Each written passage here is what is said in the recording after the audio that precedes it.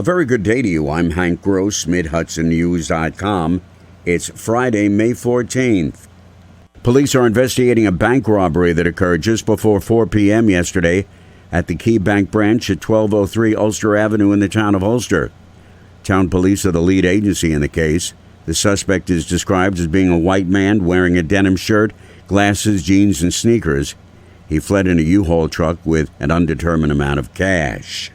Following the announcement by the CDC that fully vaccinated people no longer need to wear masks or practice physical distancing in the majority of situations, Democratic New York Governor Andrew Cuomo is not ready to give his blessings to the idea. He's having it studied by Health Commissioner Dr. Howard Zucker and health experts in surrounding states. But the governor's statement is, in the words of Republican State Senator Mike Martucci, blatant hypocrisy. He says that the governor claims to be relying on the science, yet in the same breath, Martucci says he ignores the science from the CDC, an actual scientific authority.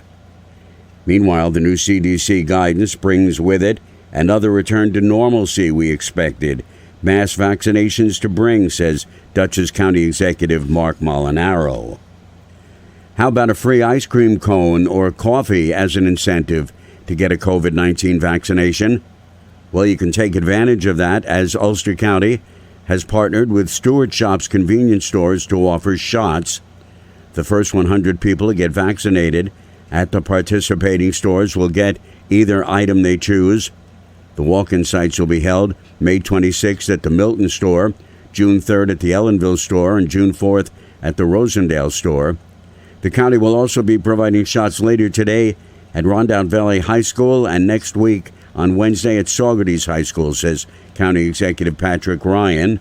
For those who want to be vaccinated or have their children 12 to 15 vaccinated, here are two options, and we're also talking with other school districts about replicating that if they'd like to partner with us on that. The county is also conducting other pop-up sites at various locations. Ninth grade teacher Hope Antonelli, whose writing assignment triggered a firestorm of criticism, has been reassigned for the time being. Saugerties Superintendent of Schools Kirk Reinhardt announced Thursday the teacher had given an assignment and used as an example that George Floyd, who was murdered by former police officer Chauvin, had not died by having the convicted killer's knee on the victim's neck, but rather because of health reasons.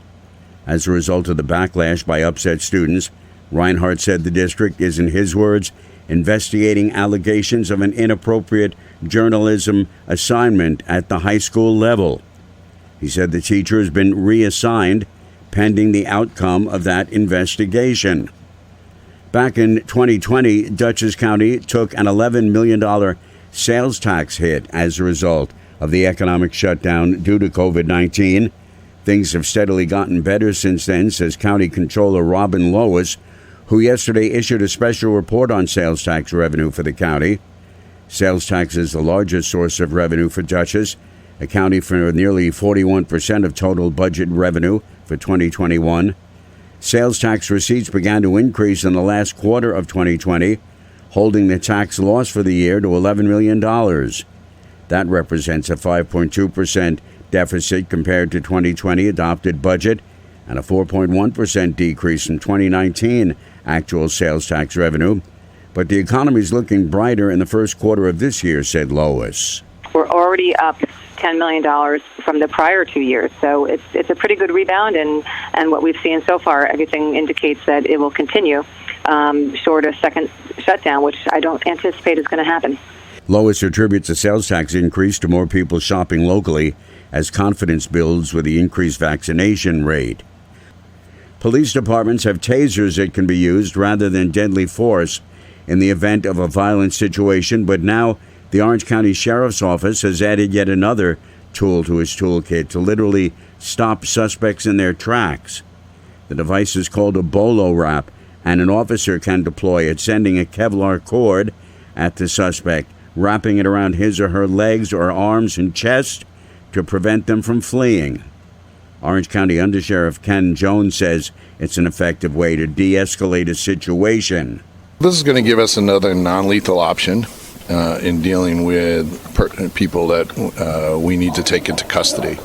And as part of police reform, every agency that seeks excellence is going to continue to expand its non-lethal options in taking people into custody. The devices are handheld, and once the cord is deployed, officers at the scene remove it from the suspect and take him or her into custody.